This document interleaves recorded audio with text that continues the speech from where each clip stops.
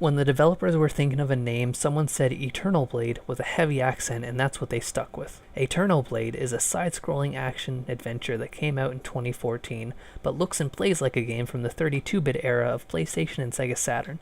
But that's not a bad thing at all. Of course, games back then could rarely handle things like time travel gameplay, so it at least reminds you it's not really that old. Like most games from the 32-bit era, the gameplay is quite simple. The levels aren't just from left to right, so there's a bit of a Metroidvania feel to it. Some places are only accessible with power-ups received later in the game. You get points for killing monsters, which is spent on putting up your stats and extending your attack combos. You can also sell accessories that you'll find along the way. Aside from the typical running and jumping, you'll use time reversing to avoid traps and get floating platforms just where you'd like them.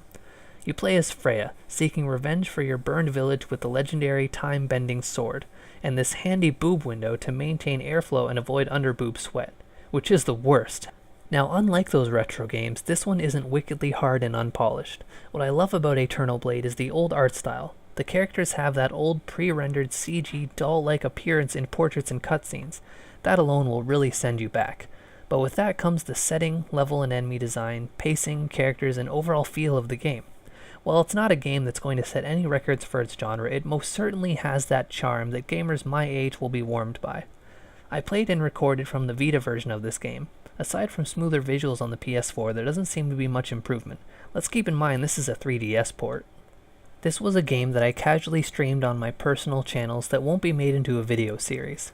If you'd like to catch those exclusive streams, be sure to subscribe on YouTube or Twitch, or like the Facebook page for video releases and stream announcement. Links will be in the description.